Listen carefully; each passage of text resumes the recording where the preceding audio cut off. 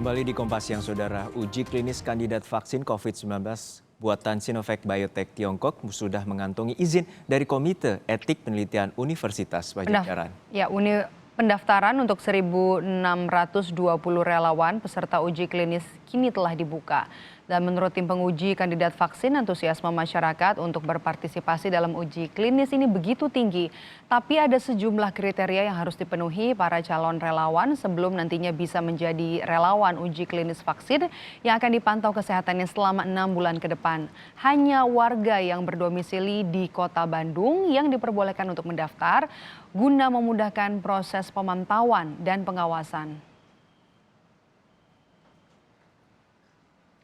Dan untuk mengetahui informasi lebih lengkapnya, saya siang hari ini sudah bergabung dengan Ketua Tim Riset Uji Klinis Vaksin COVID-19 Universitas Padjadjaran, Profesor Kusnandi Rusmil di Bandung, Jawa Barat lewat sambungan Zoom. Selamat siang, Prof.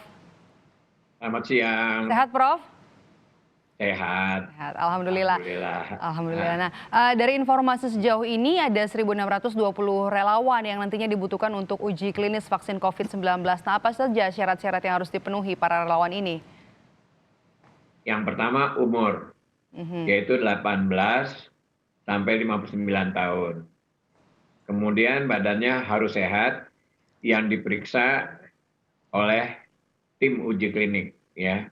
Kita ada banyak dokter di situ, termasuk dokter spesialis penyakit dalam, dokter umum, ya, dan ada dokter anak yang akan bekerja di situ.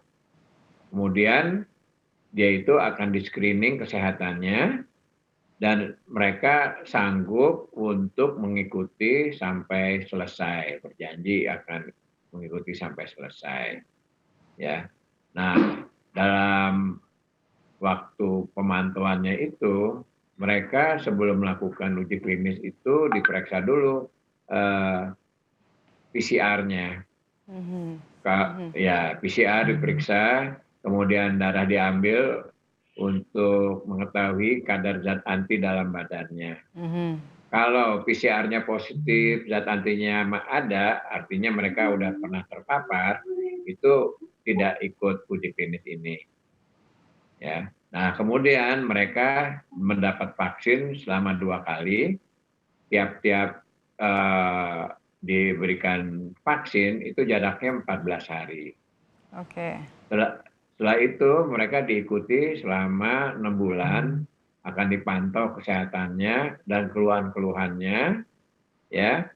Terus kemudian pada akhir penelitian pada bulan ke-6 itu akan diambil lagi darahnya. Kan pertama kali diambil darah pada sebelum penelitian, terus 2 minggu setelah suntikan kedua diambil lagi darahnya, kemudian terakhir pada 6 bulan setelah penyuntikan itu diambil lagi darah. Jadi 3 kali diambil darah. Oke. Gitu. Oke. Artinya yang pernah terpapar COVID-19 tidak bisa mengikuti, tidak bisa ikut sebagai relawan, begitu ya, Prof? Dan termasuk juga bisa mengikuti tahapan sampai nanti 6 bulan ke depan. Ini yang juga kemudian jadi pertanyaan, mekanisme uji klinisnya seperti apa nantinya? Apakah nanti relawan ini harus menjalani isolasi atau tetap menjalankan kehidupannya seperti biasa, tapi ada hal-hal tertentu yang tidak boleh dilakukan? Gimana nih, Prof? Jadi yang ikut uji klinis itu boleh ikut kegiatan yang seperti biasa gitu, ya. Jadi nggak ada larangan-larangan, hidup normal seperti biasa, ya. Jadi nggak ada larangan-larangan seperti itu, ya. Cuman kalau umpamanya bisa, jangan sampai mendekati orang yang batuk pilek yang mungkin diduga oleh orang kena COVID gitu. Itu anjurannya seperti itu. Nah, itu yang sulit kan, Dok, mengingat Prof, mengingat juga sekarang banyak sekali orang tanpa gejala yang tetap beraktivitas ternyata terpapar COVID-19. Bagaimana memastikannya? Nanti kan pada akhir penelitian kan kita lihat dari darahnya itu kan, ya. Nanti kan kita bisa ngelihat kadar titer antibodinya. Kalau umpamanya dia sudah terpapar, mungkin antibodinya tidak begitu tinggi, ya. Jadi kita bisa lihat berapa kenaikan titer, ya seperti itu. Oke. Jadi kita udah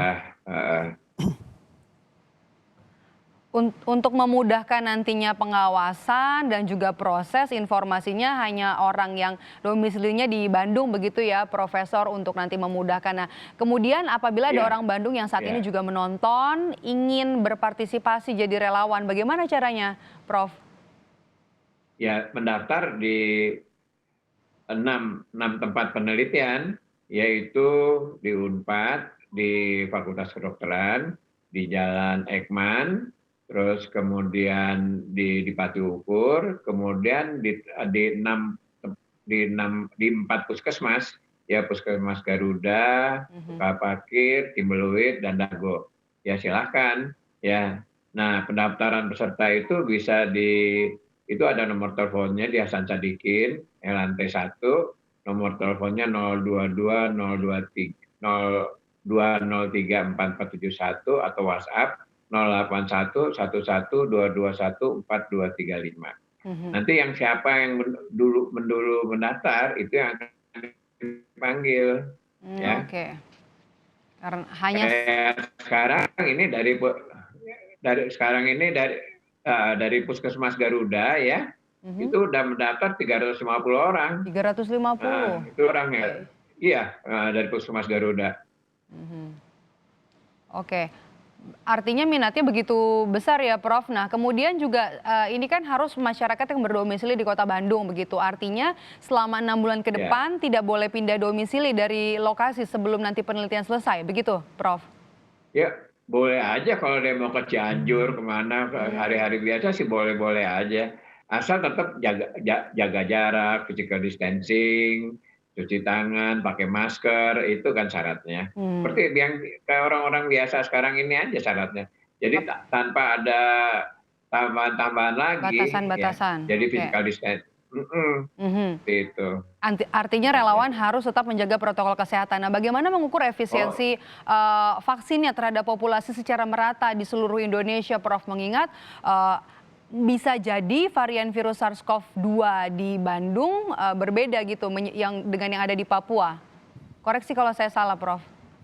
Ya, betul. Jadi memang virus itu akan selalu mutasi, ya. Tapi kan jangka waktu mutasinya itu ada yang sebentar, ada yang lama. Sekarang ini kalau seandainya kita melakukan suntikan tahun depan, itu mutasinya masih sedikit, ya. Sehingga vaksin ini akan dapat virus-virus ini walaupun dia bermutasi karena mutasinya masih sedikit. Pada umumnya mutasi itu tidak banyak mempengaruhi imunogenisitas daripada vaksin. Ya. Jadi dia akan tetap efektif. Efektif ya. Tidak tergantung dari daerahnya meskipun juga tergantung dari mutasi virus. Nah, kemudian seberapa besar kemungkinan keberhasilan uji vaksin ini, Prof? Maksudnya keberhasilan itu keberhasilan dalam jumlah atau keberhasilan dalam uji efektivitas Dua-duanya, vaksin? Prof. Ya, kalau tentang jumlah saya yakin karena saya sudah melakukan uji klinis itu udah cukup banyak ya, mungkin 32 kali, ini yang ke-33 kali ya. Terus kemudian dengan efektivitas kan kita udah lihat ya fase 1 dan fase 2 itu udah dilakukan di China, udah ada laporan ilmiahnya di majalah ilmiah. Saya udah baca. Kalau lihat laporan ilmiahnya, ya itu efektif ya. Dan aman dari laporan ilmiahnya. Dan kita melakukan uji klinis sekarang ini kan bukan Indonesia sendiri, tapi di Brasil, kemudian di Asia lain ya.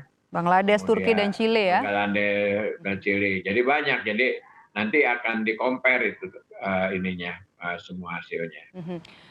Prof, misalnya nanti terjadi risiko yang tidak diinginkan dalam proses uji klinis. Nah, seperti apa nanti skema pembiayaan dari efek samping para relawan yang mengikuti uji klinis ini, Prof? Jadi efek sampingnya seperti imunisasi biasa. Kalau habis disuntik itu akan timbul sakit. Kemudian ada timbul demam sedikit. Ya seperti kita nyuntik bayi itu kan ya, disuntik. Nah itu kurang lebih 20-30% itu akan demam. Kemudian ada kemerahan. Nah ini sama begitu ya. Tapi eh, yang kemerahan itu hanya 20-30%. Kecil ya. Ya, dan yang demam juga sekitar 30%. Dan bengkak itu pada umumnya dalam 2 hari udah hilang, nggak ada lagi yang bengkak.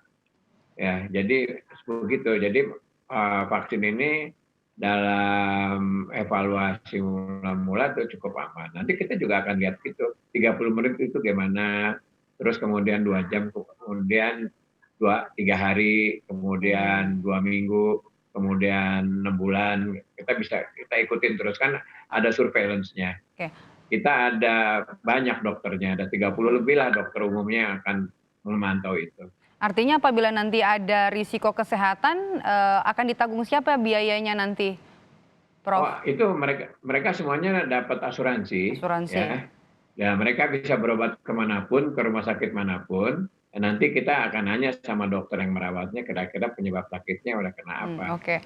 Artinya ada jaminan karena dilindungi oleh asuransi kesehatan, begitu ya, Prof? Iya betul. Untuk sakit apapun, diare, demam, tipes itu juga kita asuransikan. Oke, bukan hanya dari efek selama proses uji klinis Bukan, ini ya. Baik, terima kasih informasi yang sangat bermanfaat untuk kami. Nanti kita tunggu apabila nanti pendaftarnya 1.620 sudah terkumpul dan kemudian akan dites selama 6 bulan. Kita tunggu hasilnya, semoga jadi kabar baik untuk seluruh masyarakat Indonesia, terutama juga nanti untuk di dunia. Terima kasih Profesor Kusnandi Rusmil sudah bergabung bersama kami, Ketua Tim Riset Uji Klinis Vaksin COVID-19 Universitas Padjadjaran. Terima kasih, Prof. Ya, terima kasih atas perhatiannya.